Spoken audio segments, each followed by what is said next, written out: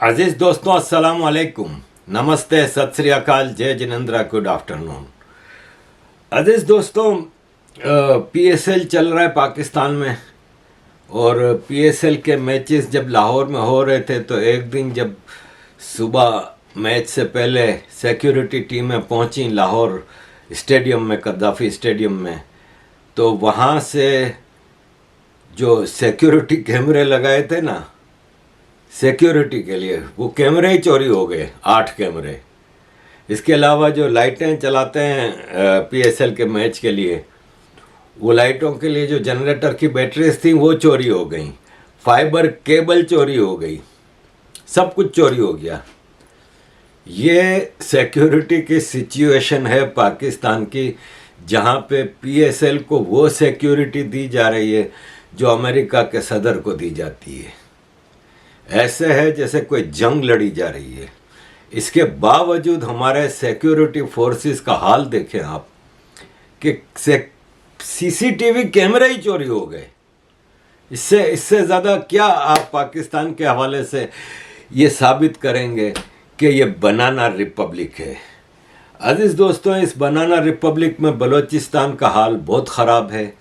एक माहिल बलोच लड़की, जिसको के उसके बाप और उसके शोहर ये जंगजू हैं, ये मिलिटेंट हैं और आर्मी से जंग में हमले करते हैं, तो आर्मी और कुछ नहीं कर सकी, तो इसको उठा के ले गए थे 18 फरवरी को, और बोला कि ये सुसाइड बॉम्बिंग की ट्रेनिंग कर रही थी। इसको प्रेस में नहीं ला रहे, और इसको कल अदालत में पेश किया, लेकिन अदालत में इसको बोलने नहीं दिया गया कुछ, और जज ने फ़ौरन 10 दिन का रिमांड दे दिया। 18 फरवरी की उठाई हुई लड़की अब रिमांड पे जा रही है, और अगर वो वाकई इतने सच्चे हैं तो उसको प्रेस के सामने ला सकते हैं। बलूचिस्तान के हवाले से मेरे पास काफ़ी प्रेस रिलीज़ है कि कहाँ कहाँ हमले हुए, किन चौकियों पे, किन काफ़िलों पे हमले हुए, लेकिन अब मैं उन डिटेल में नहीं जाता। ये बलोच वॉइस एसोसिएशन ने जो अभी 2 दिन पहले ख़त लिखा था यूनाइटेड नेशंस की औरतों के हवाले से, अब इन्होंने मिसिंग पर्सनस के हवाले से एक 6 पेज का ख़त लिखा है, जो कि आपको वेबसाइट पे मिल जाएगा। अज़ीज़ दोस्तों, वेबसाइट के हवाले से मैं बता दूं कि हमने एक ऑर्गेनाइजेशन लॉन्च की है, एशियन ह्यूमन राइट्स फोरम। तो उसकी वेबसाइट है www.asianhumanrightsforum.com, और अब ये सारी चीज़ें आपको रोज़ की बुनियाद पे वो वेबसाइट अपडेट होगी, और उसमें मुख्तलिफ़ रिपोर्ट्स हैं, मुख्तलिफ़ चीज़ें हैं, आप ज़रूर विज़िट कीजिएगा। आज भारत के टाइम 10:30 बजे रात को सरदार शौकत अली कश्मीरी साहब के साथ मैं लाइव सेशन कर रहा हूँ। वो लाइव सेशन 10:30 बजे इसलिए रखा है कि उस वक्त जिनीवा में 6 बजे होंगे शाम के, और शौकत साहब 6 बजे तक ही यूनाइटेड नेशन से अपने होटल में पहुंच सकेंगे। तो इसलिए हमने 6 बजे जिनीवा टाइम, इंडिया का टाइम 10:30 बजे रखा है। तो शौकत साहब से इस वेबसाइट के हवाले से भी मशवरे लेंगे। आफ्टर ऑल शौकत भाई से मेरा 20-22 साल पुराना नाता है, हम जिनीवा में मिलते रहते हैं। एक बड़े भाई की तरह उन्होंने हमेशा मुझे गाइड किया है, और इस वेबसाइट और इस ऑर्गेनाइजेशन के हवाले से भी हम उनसे मशवरे करते रहते हैं। Human rights forum, Asian human rights forum जो है, वो बेसिकली पाकिस्तान और एशिया के ह्यूमन राइट्स इश्यूज़ के हवाले से हम इस पे काम करेंगे, और उसमें मुख्तलिफ लोग जुड़ेंगे भी हमारे साथ। उसमें हमने काफ़ी, इसका जो मंथली न्यूज़लेटर है वो मार्च का न्यूज़लेटर इशू कर लिया है। वो मैं आपको कल न्यूज़लेटर के बारे में वीडियो में बताऊंगा कि कौन से इश्यूज़ हमने डिस्कस किए हैं इसमें, और मंथली न्यूज़लेटर में मुख्तलिफ इश्यूज़ आएंगे। इसका जो सेकंड मंथली न्यूज़लेटर होगा अप्रैल का, वो बलूचिस्तान स्पेशल होगा, और उसमें बलूचिस्तान पे एक डिटेल्ड रिपोर्ट होगी। तो अज़ीज़ दोस्तों, उस हवाले से बलूचिस्तान के किसी लीडर या 2-3 लीडर्स के इंटरव्यूज़ की भी कोशिश कर रहे हैं कि हम सेकेंड इशू में उनके इंटरव्यूज़ भी शामिल कर सकें। तो ये balochvoice.com के हवाले से जो लेटर गया है यूनाइटेड नेशंस को 6 पेज का, वो आपको एशियन ह्यूमन राइट्स फोरम की वेबसाइट पे मिल जाएगा। इसमें इन्होंने डिटेल में बताया है कि कितने लोग मिसिंग पर्सन्स हैं, कितने कितने अरसे से मिसिंग पर्सन्स हैं, बलूचिस्तान में क्या ह्यूमन राइट्स की सिचुएशन है। ये यूनाइटेड नेशंस के रापोर्टर्स को इस ऑर्गेनाइजेशन ने बताया है। बलूचिस्तान तो आपको पता है मिसिंग स्थान बन चुका है। एक बलोच जर्नलिस्ट और एक्टिविस्ट आबिद मीर गायब हो गए हैं इस्लामाबाद से। उनकी फैमिली ने बताया कि वो एक एटीएम मशीन की तरफ गए थे पैसे निकालने के लिए, लेकिन वो गायब हो गए हैं, उनका अता पता मिल नहीं रहा। और वो सोशल मीडिया पे काफ़ी एक्टिव थे बलूचिस्तान ह्यूमन राइट्स के हवाले से, और बलोच औरत मार्च में आखिरी बार देखे गए थे। आबिद मीर के भाई खालिद मीर ने वीडियो रिलीज़ की है ट्विटर पे, जिसमें उन्होंने बताया है कि हमने पुलिस में एफआईआर रजिस्टर की है मिसिंग पर्सन की, कि लेकिन और उन्होंने कहा है कि आबिद मीर जो हैं वो किसी इलीगल एक्टिविटी में शामिल नहीं रहे और ना ही उनको कोई ऐसा ख़तरा था, लेकिन अचानक कहाँ गायब हो गए ये पता नहीं चल रहा। इसके अलावा बलूचिस्तान में एक पॉलिटिकल रैली पे धमाका हुआ है और उसमें 2 सिक्योरिटी गार्ड मर गए हैं, एक इंजर्ड हैं। इसके अलावा एक और पॉलिटिकल रैली चल रही थी बलूचिस्तान के मिनिस्टर की बेटे की, उस पर भी धमाका हुआ है, जिसकी जिम्मेदारी बलोच ऑर्गेनाइजेशन ने ली है। लेकिन बलोच ऑर्गेनाइजेशन ने कहा कि हम सिविलियंस को टारगेट नहीं करते, ये हमने टारगेट किया था सिक्योरिटी फोर्स की गाड़ी को, लेकिन गलती से सिविलियन गाड़ी को लग गया। तो अजीज़ दोस्तों, बलूचिस्तान के हवाले से आपको पता ही है कि मामला बहुत ख़राब हैं। अमेरिका की डेमोक्रेटिक पार्टी के कांग्रेसमैन ब्रैड शेरमैन ने ये एक इशू किया है कि देखें पाकिस्तान में ह्यूमन राइट्स वायोलेशन बहुत ज़्यादा हो रहे हैं, और उन्होंने स्पीच की है कांग्रेस में कि पाकिस्तान में डेमोक्रेसी और ह्यूमन राइट्स के हवाले से बहुत ज़्यादा मामला आते हैं, फ्रीडम ऑफ स्पीच और गवर्नमेंट डेमोक्रेसी ख़तरे में है पाकिस्तान में। एक्चुअली आपको पता है कि इमरान खान के ताल्लुकात अमेरिका से ख़राब हो गए थे, तो अमेरिका में इमरान खान ने CIA के एक्स डायरेक्टर को ये ठेका दिया था कि वो अमेरिकी गवर्नमेंट से इमरान खान के ताल्लुकात बेहतर करें। तो ये उसी की एक कड़ी है, क्योंकि ये जो कांग्रेसमैन ने जो स्पीच की है, ये स्पीच एक्चुअली ब्रैड शेरमैन ने इमरान खान के लिए और PTI के लिए की है कि पाकिस्तान में ह्यूमन राइट्स सडनली ऐसे कैसे ख़राब हो गए कि वो इसलिए कह रहे हैं कि इमरान खान की PTI को अब केसेस का सामना करना पड़ रहा है, इनको ज़रा दे आर फेसिंग म्यूज़िक। तो ये इमरान खान के लिए ये साहब कह रहे हैं, इन्होंने बलूचिस्तान या KP के या सिंध के मसले या किसी और मसले के लिए नहीं कहा है, ये बेसिकली इमरान खान के लिए कर रहे हैं। और ये इमरान खान के जो लाखों डॉलर जा रहे हैं ना उस ऑर्गेनाइजेशन को, जो कि इनकी इमेज पॉलिशिंग कर रहे हैं अमेरिका में, उसके ज़रिए ये कांग्रेसमैन, तो मैंने आपको पहले भी बताया है कि अमेरिका के कांग्रेसमैन सेनेटर तो हर वक्त तैयार रहते हैं कि कोई डॉलर फेंके और वो उनके लिए स्पीच कर दें, लेटर लिख दें, सब कुछ करेंगे। पैसा फेंक तमाशा देख, जितना पैसा फेंकेंगे इतना आपको हिसाब किताब मिलेगा। वरना पाकिस्तान में इमरान खान का अब आना पावर में नामुमकिन सा लगता है। वैसे आप पाकिस्तान में राइट ऑफ किसी चीज़ को नहीं कर सकते। जब मुशर्रफ आया था और नवाज शरीफ को 10 साल का कॉन्ट्रैक्ट साइन करके सऊदी अरब भगा दिया था कि वो पॉलिटिक्स में हिस्सा नहीं लेंगे, तो उस वक्त भी यही लगता था कि नवाज शरीफ का चैप्टर क्लोज हो गया। लेकिन ना सिर्फ ये कि नवाज शरीफ बाद में आए, बल्कि प्राइम मिनिस्टर भी बने और आज उनके भाई प्राइम मिनिस्टर हैं। इसके अलावा जब भुट्टो को फांसी पे लटकाया था और ज़ियाउल हक 11 साल तक पाकिस्तान के तख्त पे बैठा रहा, तो उस वक्त भी यही लगता था कि पीपल्स पार्टी का दौर ख़त्म हो गया। लेकिन पीपल्स पार्टी बाद में कई बार पावर में आई और सिंध में तो कंटिन्यूसली पावर में है। तो हम ये कह नहीं सकते कि इमरान खान हमेशा के लिए चले गए। लेकिन इमरान खान के हवाले से ये मुनीब फ़ारूक ने ये कहा है कि इमरान खान अब पावर में नहीं आ सकते। उन्होंने army chief general Asim Munir के ख़िलाफ़ साजिश की है और इस काम के लिए इमरान खान को माफ़ी मिलने का दूर दूर तक कोई चांस नहीं है।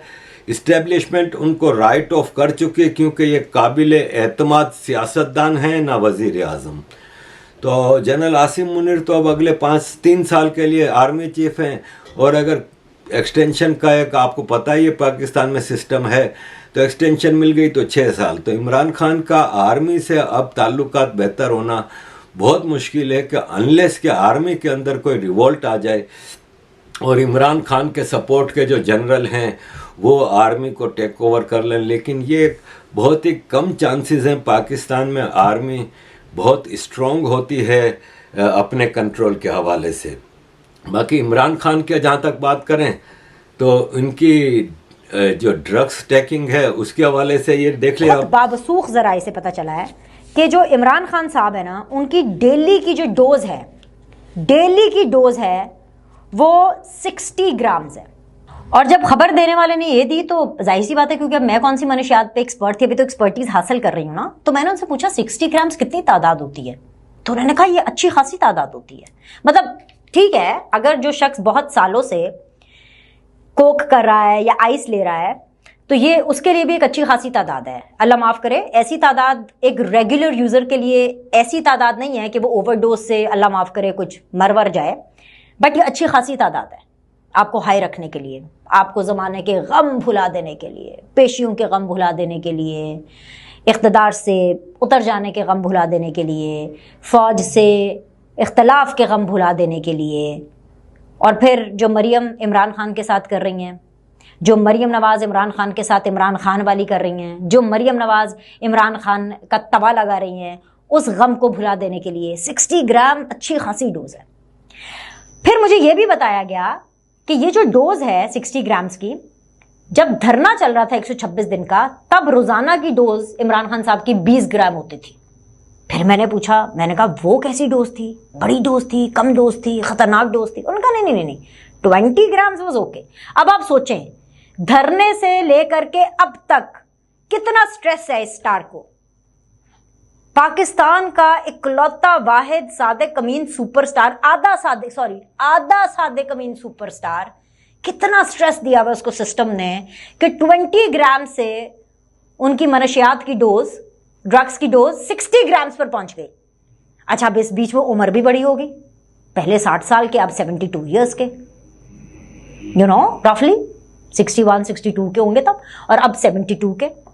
तो ये डोज जो है ना, इसके अब जाहिर बात है उनका सारा फोकस डोज पर है अपनी, कि मेरी डोज पूरी होनी चाहिए, क्योंकि इस उम्र के अंदर आपकी डिपेंडेंसी हो जाती है, दवाइयों पर डिपेंडेंसी हो जाती है। तो कैसे सेहत कैसे बनेगी, टांग से प्लास्टर कैसे उतरेगा, पाइल्स की जो बीमारी है, जो बवासीर की बीमारी बता रहे हैं, वो कैसे ठीक होगी जब लाइफस्टाइल इतना अनहेल्दी है।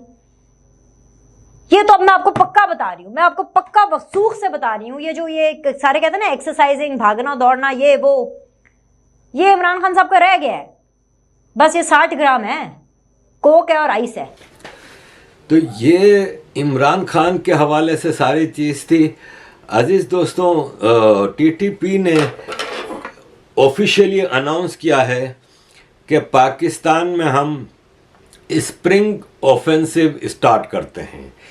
यानी ये मौसम बहार है जो आपको पता है मार्च से जून तक होता है। तो मौसम बहार, स्प्रिंग में टीटीपी ने पाकिस्तान की स्टेट के ख़िलाफ़ नए हमले करने का ऐलान किया है। तो देखें, पाकिस्तान में आर्मी ने जब पुलिस का रोल ले लिया है ना, तो फिर मामला अच्छे नहीं रहते, क्योंकि आफ्टर ऑल आर्मी जो है ना, वो हमेशा उनकी ट्रेनिंग होती है, उनका जो गोल होता है वो आउट ऑफ कंट्री दुश्मनों से लड़ना। लेकिन हमारे यहाँ ये आउट ऑफ कंट्री तो लड़ नहीं सकते, खाली प्रॉक्सी वार चलाते हैं, टेररिज्म करते हैं, विद इन कंट्री लड़ रहे हैं। ये विलियम एडम्स कहते हैं कि there is a reason you separate military and police, one fights the enemy of the state यानी army, the other serves and protects the people यानी police. When the military becomes both, यानी जब army police और army का role अदा करने लगे, then the enemies of the state tend to become the people, कि फिर आपके दुश्मन आपके अपने लोग हो जाते हैं। और पाकिस्तान में जब हर चीज़ आर्मी करने लगती है तो फिर आर्मी ये नहीं कह सकती कि भाई हमारे खिलाफ आप क्यों बात करते हो और गद्दारी करते हो ये वो। भाई आप हर चीज़ में फरीक हो ना, आप पॉलिटिक्स भी करते हो, आप पुलिसिंग भी करते हो। खैबर पख्तूनख्वा, बलूचिस्तान और सिंध यानी रेंजर्स कराची में बैठी हुई है, तो ये सब काम आर्मी जब विद इन द कंट्री भी संभाल लेगी तो फिर आप उनके ऊपर क्रिटिसाइज तो कर सकते हैं। और फिर जब ये एक कॉमन सेंस की बात है कि अगर आपको पाकिस्तान के 4 में से 3 प्रोविंस में आर्मी रखनी पड़ रही है, अभी लाहौर में भी रेंजर्स लाके बिठा दी गई है पिछले हफ्ते से। आपने जो ऑक्यूपाइड टेरिटरीज हैं पीओके और गिलगित बल्तिस्तान, वो भी आर्मी के हवाले हैं। तो फिर इसका मतलब तो आपको बाहर नहीं अंदर जंग लड़नी पड़ रही है, इसका मतलब पूरा पाकिस्तान आपका दुश्मन है। अगर अब पूरा पाकिस्तान ही आपके खिलाफ है तो इट्स बेटर कि भाई आप साइड पे हो जाएं। इट मीन्स के पूरा पाकिस्तान गलत नहीं है, आप गलत हैं। तो अजीज़ दोस्तों, इस सारे सिनारियों में हमारे आपको पता है कि पाकिस्तान में अल्ताफ़ हुसैन आर्मी के ख़िलाफ़ सबसे बड़ी आवाज़ हुआ करते थे, लेकिन वो अल्ताफ़ हुसैन के लौंडे जो कि बिल्कुल ही गरीबी में पार्टी ज्वाइन करते थे और अमीर हो गए, बहुत ज़्यादा पैसा बना लिया पावर में आके। अल्ताफ़ हुसैन तो लंदन में बैठे होते थे। और फिर 2016 में जब आर्मी ने उस एमक्यूएम को तोड़ा और उसके सब लोगों को, लंबी डिटेल है आपको बता चुका हूँ, जब अपने साथ मिला लिया और एमक्यूएम के सरकारी ग्रुप बने, तो उसमें एक अब्दुल रऊफ़ सिद्दीकी है। ये रऊफ़ सिद्दीकी सिंध का होम मिनिस्टर भी रहा है और ये एक इंतहाई घटिया इंसान है। तो ये एमक्यूएम पाकिस्तान ने ये कहा है कि आर्मी का बजट कम नहीं करना चाहिए क्योंकि आर्मी हमारी नेशनल सिक्योरिटी की जिम्मेदार है। और इन्होंने कहा कि आर्मी को हर तरह से जितना बजट चाहिए दिया जाना चाहिए, वरना पाकिस्तान खतरे में पड़ जाएगा। और ये शायद उन्होंने इसलिए कहा है कि गवर्नमेंट के बारे में एक रिपोर्ट कई जगहों पे आई थी कि आर्मी का बजट 35% कम करने का सोचा जा रहा है, लेकिन ये खाली सोच ही सकते हैं, इस पे आगे बढ़ के कुछ नहीं किया जा सकता। अजीज़ दोस्तों, एक ये रिपोर्ट भी आई है कि खैबर पख्तूनख्वा की 11% पॉपुलेशन हार्ड ड्रग्स लेती है। यानी केपी गवर्नमेंट के केयरटेकर चीफ मिनिस्टर ने कहा है कि 11% पॉपुलेशन ऑफ द प्रोविंस वो हार्ड ड्रग्स लेती है और ये बहुत ही ख़तरनाक तादाद है, नंबर है। अजीज़ दोस्तों, केपी अफ़गानिस्तान से मिला हुआ इलाका है और अगर वहाँ पे इतना ज़्यादा ड्रग्स का ओवरडोज और यूज़ होता है तो फिर ये अलार्मिंग सिचुएशन है। आपको मैं ये याद दिला दूँ कि पिछले साढ़े नौ साल से केपी में इमरान खान की पीटीआई की सरकार थी और उसने खुद ड्रग्स एडिक्ट है तो उसने पूरी कौम को ड्रग्स की तरफ लगा दिया है।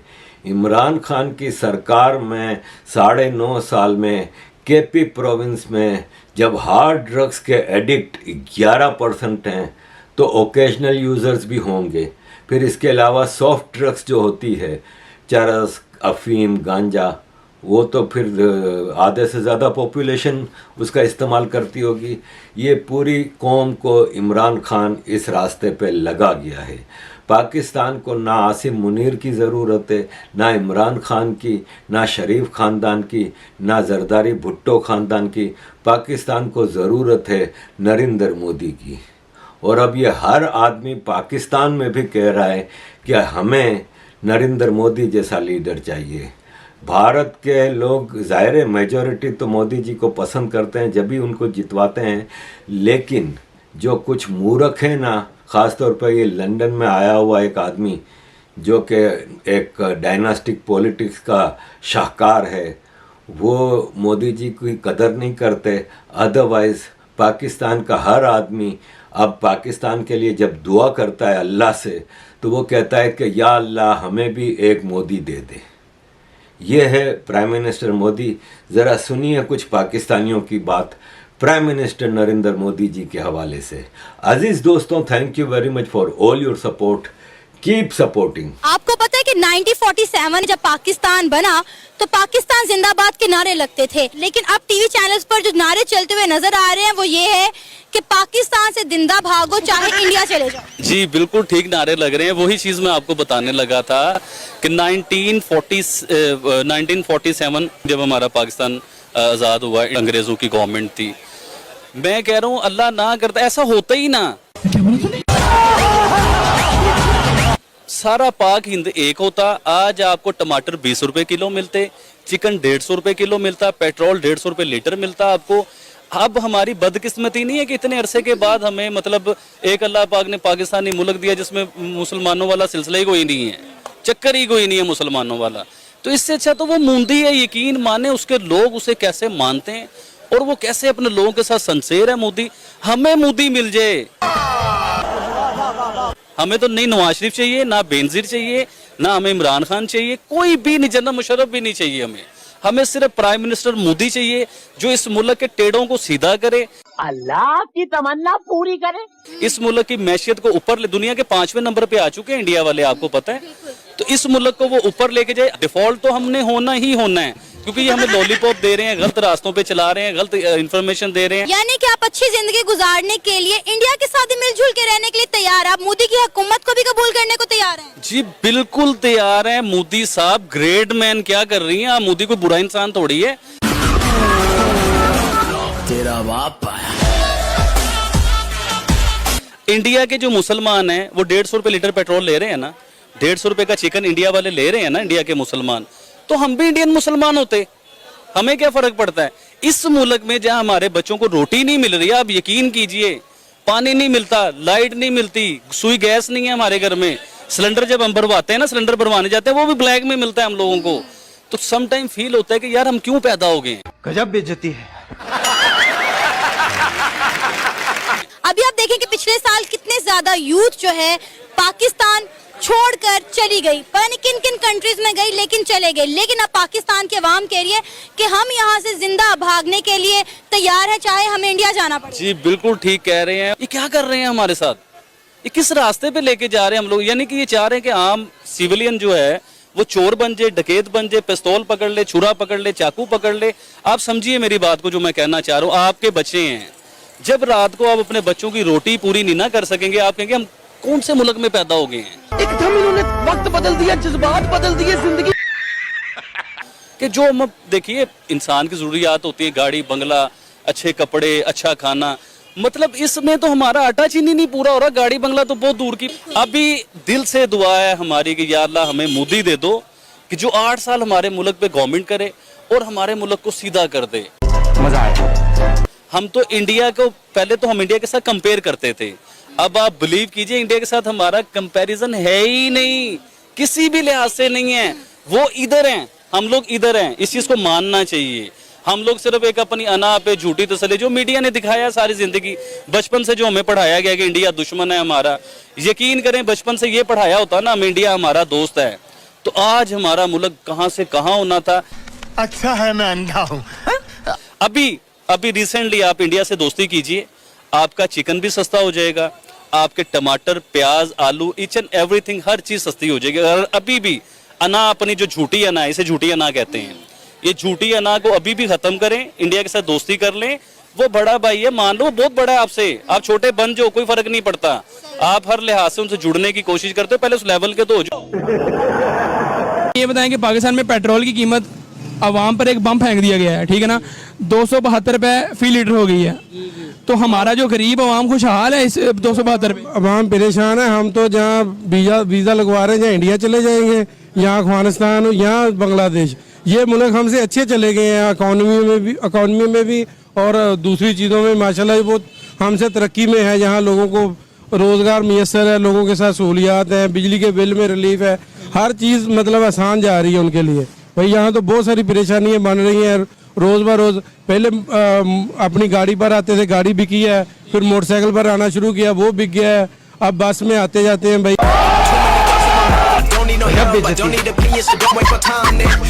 रात को लेट भी हो जाते, काफ़ी बहुत अब मुश्किलात बढ़ रही हैं पाकिस्तान में। इंडिया में मतलब क्यों जाना है, इंडिया में क्यों जाना है? वहाँ पेट्रोल सस्ता है, वो राशन आसानी से मिल जाता है, राशन कार्ड लोगों के बने हुए हैं।